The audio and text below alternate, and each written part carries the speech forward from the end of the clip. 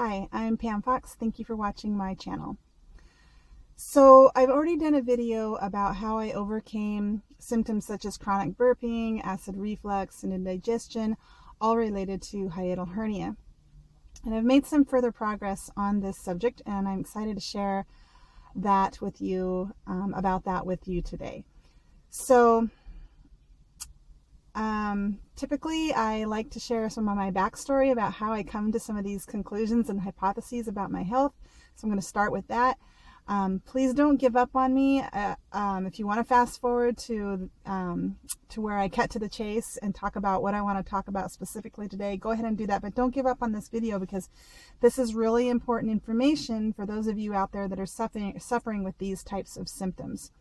So I talk about burping in the car. So my hiatal hernia symptoms have pretty much been alleviated through many of the treatments that I talked about in my last two videos about hiatal hernia. However, when I get in the car, I tend to still have this burping. It just starts up when I get in the car, whether I'm riding or driving. And I've been able to treat it with the methods that I've spoke about. But, you're trying to keep your hands on the wheel, and then you're trying to, press on your stomach or do deep breathing, or you're putting cotton in your nose and these types of things. And while these work, while they give me instant relief, I've been hoping that that the healing would progress and that this isn't the best it's going to get. However, that hadn't happened until recently. We were on a road trip, and I can't remember, we were coming home from somewhere. It was like a 2-hour road trip, and I was having some burping, and I was doing, some of the methods that I use to treat my symptoms. And I was thinking to myself how I wish, I didn't have this burping in the car. And I started to reflect upon an article that I've read several times, and I'm going to link the article in the description box below. It's a long article, and I've read it several times, but I tend to, when I've read the article, to dismiss portions of the article and just skip straight to the part about hiatal hernia and how to treat hiatal hernia and understanding hiatal hernia. But I would dismiss the part in the article about the solar plexus.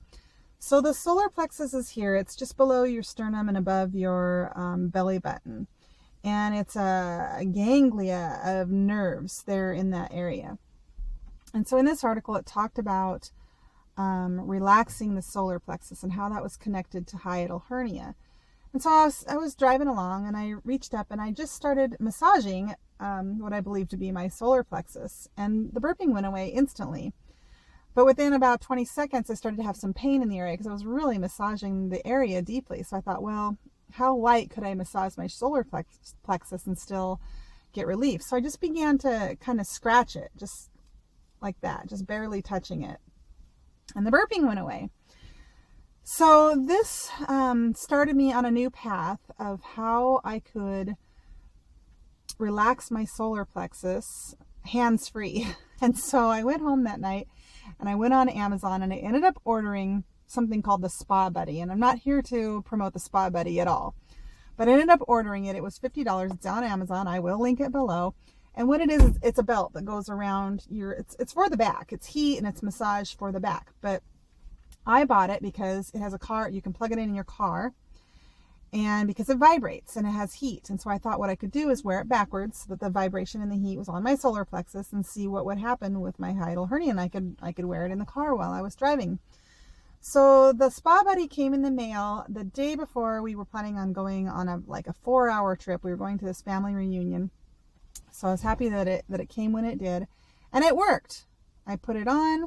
I didn't turn it on until I started burping. And I turned that on, and the burping went away instantly. So I was hoping what would happen would be that this would promote more healing in my hiatal hernia, maybe by the stimulation to the solar plexus. That's what I was hoping for. But on this 4-hour road trip, the Spa Buddy would turn off about every 20 minutes to allow the motor to cool. And then after about 5 minutes or so, I would turn it back on because the burping would resume.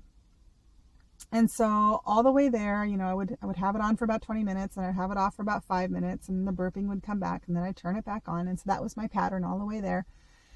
And then 4 days later, we were there for 4 days. We came home, and I got in the car and I put on the belt. When the burping started, I turned it on, and I'm getting to the gist of what I'm here to talk about today. Getting to the climax. So on the road trip home, I had the belt on, and I went through about 3 cycles of that, where I would turn it on, the burping would go away, it would turn off, the burping would return. And after about 3 cycles of that, something occurred to me that has not occurred to me in all the years that I've had these symptoms, and in all this past year where I've been trying new methods and ways to treat these symptoms. And by the way, I don't even have acid reflux anymore. I rarely get indigestion, but I do get this burping, but only in the car. So I've come a really long way just with the other treatments that I discuss in my other videos, and I will link those below, and I hope you'll take a look at those if you have these types of symptoms. So I had this revelation, or not even a revelation. I had a realization, a connection. I made this connection that when the spa buddy turned off, and within about a minute, the burping would resume. And what I realized was, for the first time, was that when that burping resumed, my abdomen was sucked in, it was clenched, it was tight, and it wasn't relaxed. Okay? And so I turned the spa buddy back on, and I noticed as soon as and it's very soothing, this vibration, you know, along the abdomen and on the solar plexus. It feels really good. So I turned it back on, and I noticed my abdomen relaxing. I noticed it just letting go of the tension. And if you think about it, if you're anything like I am, probably since I was 14, 15 years old, I've been sucking it in. You know what I mean? Sucking in my tummy so that I have good posture, so that I'm nice and flat. I've just trained myself to always be sucking it in. So here's my hypothesis. Here's what I think about this. Here's why I think this works. And basically what happened was, over the course of the next week, I trained myself to relax my abdomen. Just let it go. No more sucking it in, no more constriction. And anytime I noticed myself burping, I would think to myself, what's my abdomen doing? And sure enough, it was all sucked in and tight and constricted. So I'd let that go, and the burping would stop. And here's why I think that is. And I talk about this a little bit in my last video. So again, if this is my stomach, and this is my esophagus, and this is the diaphragm. So the diaphragm separates the stomach from the esophagus. The food and the air and the beverages come down the esophagus and dump into the stomach. And that hole in the diaphragm is called the hiatus. And for whatever reason, it's compromised. It's stretched, or it's weak, or it's loose, or it's torn. I don't know what. And most people can't seem to really give an answer as to why people get hiatal hernia. There are a lot of theories. Frequent sneezing, frequent coughing, constipation, pregnancy, shallow breathing. There are a lot of kind of theories why people get hiatal hernia. But basically what hiatal hernia is, it's that loose hiatus, so that instead of the stomach staying underneath the diaphragm where it's supposed to be, it starts to come up into the diaphragm like that. And so what happens there is, right there where the esophagus meets the stomach, there's a valve or a sphincter called the lower esophageal sphincter, and it's a one-way valve. And so if you can imagine, if, you know, that stomach is coming up through the diaphragm like this, then that one-way valve is now compromised. And so now, instead of food and air and beverage coming down and staying down where they're supposed to, it's starting to escape upward through that compromised one-way valve. And so my hypothesis is that when we suck it in, when we suck in our bellies and tighten all those muscles, now you've got, you know, your gut is here, and all those organs in there are being squished and cramped. And so your stomach then, again, is being cramped and pushed up through that hiatus. That's one thing that's happening. So when you let it go, relax the belly, relax the abdomen, relax the abdominal muscles, then the stomach can relax and come down. The other thing that's happening when you're sucking it in, and by the way, we can have good posture and not be sucking in our stomachs. I've been doing it all week. And, you know, you just have to straighten your back, and relax your shoulders, and your posture is great. You can still, relax those muscles in the abdomen and have good posture.